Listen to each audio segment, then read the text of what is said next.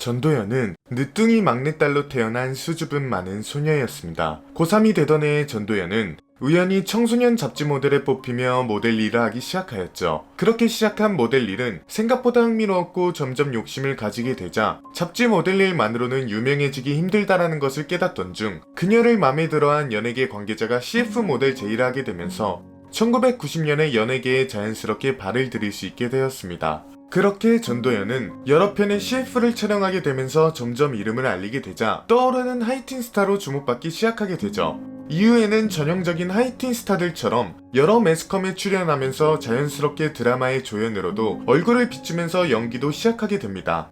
하지만 전도연은 처음부터 연기에 대해 관심이 있었던 건 아니었는데 이때 당시 꿈이 배우가 아니어서 오디션에 떨어져도 난 이거 아니어도 돼, 시집가면 되지라며 전혀 의기소침해하지 않았죠. 항상 결혼을 꿈꿔왔던 전도연은 연애를 할 때마다 하던 일을 빨리 끝내고 남자친구를 만날 생각뿐이었습니다. 한 번은 소속사에서 영화 오디션을 보러 가라 해서 갔는데 오디션 관계자가 연기를 해보라 하자 전도연은 남자친구 만나야 해서 시간 없는데요 라며 이를 듣고 화가 난 심사위원은 그럼 가세요 라며 속으로 저런 애는 잘 될 리가 없다라는 생각을 할 정도였죠.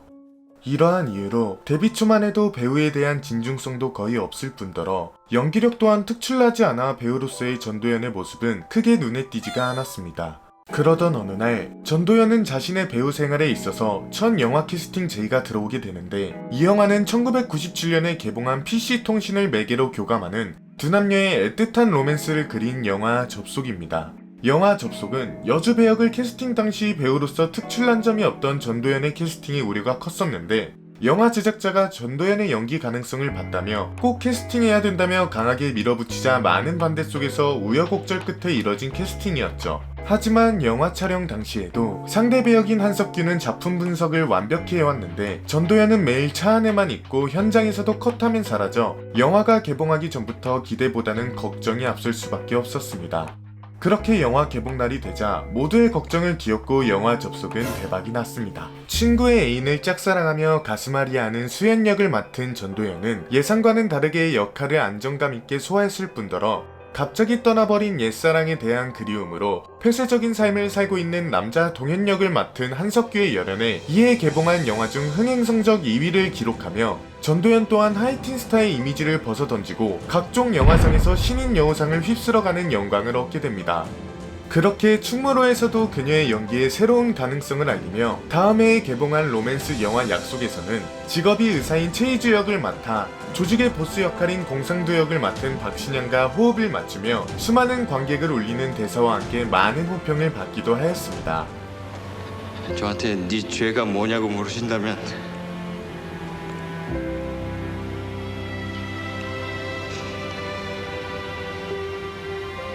이 여자를 만나고 사랑하고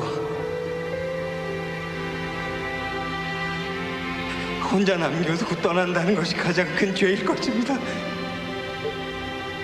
이로써 영화 약속은 한 해 국내 작품 흥행 1위를 거두는 기념을 토해내기도 하였죠. 전도연은 바로 다음 해에 극과 극을 오가는 연기 변신으로 영화계에 신선한 충격파를 던졌는데 3월에 개봉한 내 마음의 풍금에선 총각 선생님을 짝사랑하는 17살 늦가기 초등학생이었지만 12월에 개봉한 해피엔드에선 불륜에 빠진 유부녀로 파격 변신을 하게 되며 한 사람으로 보이지 않는 전도연의 광폭 연기에 천의 얼굴 팔색조라는 수식어가 따라붙게 되었죠. 특히 영화 해피엔드는 전도연에게 있어서 자신이 처음으로 배우라는 사실을 깨닫게 해준 작품인데 촬영 전 노출 장면이 있다는 사실을 미리 어머님께 말씀드리던 중 엄마 난 배우고 딸 시집 잘 보내려고 배우 시킨 거 아니잖아 라며 평소에 준비한 말도 아니고 설득할 요량도 아니었는데 갑자기 그 말이 입 밖으로 저절로 튀어나오자 처음으로 자신이 어떤 배우인지에 대해 진지하게 고민하게 됩니다. 그렇게 전도연은 해피엔드를 촬영해 가면서 처음으로 동료들과 대화하며 연기하는 것이 즐거운 작업이라는 걸 깨닫고 자신이 연기와 촬영 현장에 있어서 어떠한 배우인지 깨우쳐준 영화가 되었죠. 그 결과 전도연은 파격적인 배드신과 불륜으로 파멸해가는 여자 최보라의 감정적 굴곡을 완벽하게 연기해내며 평단과 관객의 호평과 함께 같은 해에 개봉한 내 마음의 풍금과 더불어 수많은 영화제에서 여우주연상을 휩쓸게 됩니다. 이로써 전도연은 연기력으로서 국내에서 최고의 배우로 거듭났으며 연이은 흥행 성공으로 영화나라 흥행공주라는 호칭까지 붙게 되죠. 이후 전도연은 여러 멜로 작품들을 촬영하며 활발히 활동을 이어나가던 중 그녀의 배우 인생에서 운명 같은 영화 밀양을 만나게 됩니다. 이창동 감독은 삶을 송두리째 빼앗긴 뒤 교회에 의지하게 된 시내를 통해 종교적 구원과 용서에 대한 묵직한 질문을 던지는데 쉽지 않은 메시지를 전달하기에 전도연은 최적의 배우였던 셈이었죠. 하지만 촬영할 당시 미혼이었던 전도연은 유괴로 아이를 잃은 시내의 감정을 충분히 연기하지 못한 것 같다며 아쉬움을 토로했지만 평단과 관객들은 남편과 아이를 잃은 여자의 처절한 고통과 삶에 대한 애증을 그려낸 전도연의 완벽한 연기를 보며 감탄을 금치 못하였습니다. 살려주세요. 살려주세요, 제발.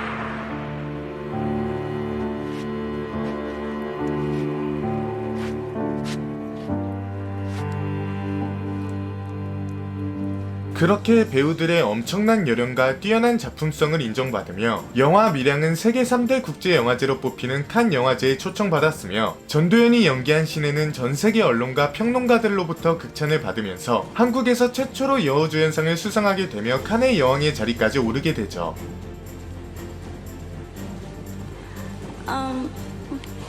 몽수아.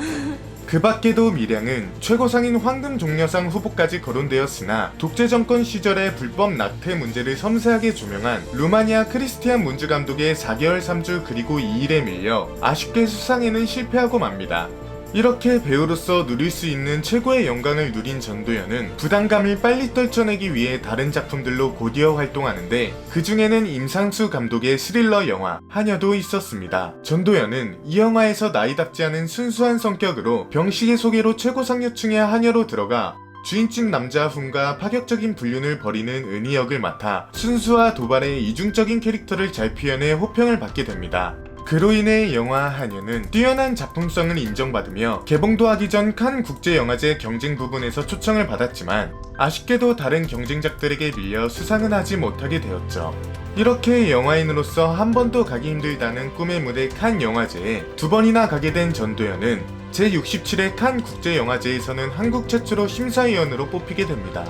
이때 전도연은 처음에는 언어 문제와 자막 없이 영화를 감상해야 된다는 점 때문에 거절하려 했으나 용기 내어 도전해보니 자막 없이도 영화를 잘 보는 자신이 놀라웠고 덕분에 심사위원으로서의 역할도 잘 마무리할 수 있게 되었습니다. 하지만 전도연은 칸의 여왕이라는 수식어가 붙을 때부터 영화 감독들에게 어려운 존재가 되었는데 그녀는 언제부턴가 영화제용 작품만 찍게 되고 무겁고 심각한 영화만 찍는다는 오해가 생겨 정작 좀 더 다양하고 재밌는 작품들을 하고 싶었던 그녀는 왕관의 무게를 견뎌야 된다는 부담감이 많이 힘이 든다며 속사정을 털어놓기도 하였습니다. 이러한 이유로 전도연은 자신을 찾는 작품 수도 점점 줄어들게 되고 찍는 작품마다 흥행성에서는 부진하여 아쉬운 마음이 들 수밖에 없었죠. 그 중에서는 김남길과 공동주연을 맡은 영화 무례한도 있었습니다. 사랑을 부여잡고 있는 여자 혜경과 속을 알 수 없는 남자 재곤의 피할 수 없는 감정을 그린 이 영화는 이미 연기력으로 정점을 찍고 있는 전도연에게 역대 최고의 연기력이라는 평을 받았고 이동진 평론가는 전도연이다라는 말을 3번이나 반복할 정도로 극찬을 하였지만 배우들의 엄청난 열연에도 불구하고 이 역시 아쉽게 흥행에서는 실패하고 말았죠. 그 밖에도 자신이 출연한 작품 중에서 가장 아쉬운 영화는 협력 칼의 기억이라는 작품이라는데 칼이 곧 권력이던 고려 말에 왕을 꿈꿨던 한 남자의 배신으로 인해 뜻이 다른 세관객이 피할 수 없는 숙명을 그린 이 영화는 아름다운 영상미에 비해 전체적인 구성과 전개가 조화를 이루지 못한 것 같다며 호평을 받기도 하였고 전도연은 완성된 영화가 시나리오에서 하고자 하는 이야기랑은 조금 다르게 나온 것 같다며 많이 아쉬워하기도 했습니다. 그렇게 시간이 흘러 전도연은 점점 비슷한 역할들만 연기하게 되자 이대로 가만히 있을 수 없었던 전도연은 더 늦기 전에 다양한 역할을 도전해보기로 마음을 먹게 됩니다.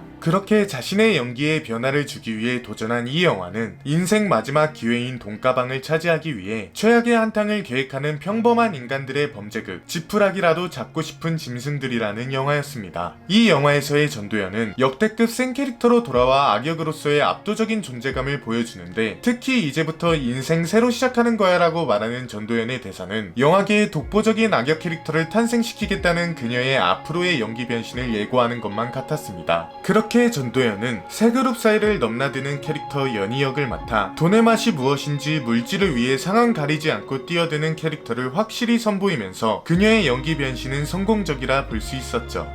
이렇게 항상 자신의 연기력으로 보는 사람들에게 늘 감탄을 느끼게 하는 전도연은 지금은 여성 배우 최초로 전도연의 헌정관이 생길 정도로 모두가 인정하는 우리나라의 최고의 배우로 자리매김한 배우입니다.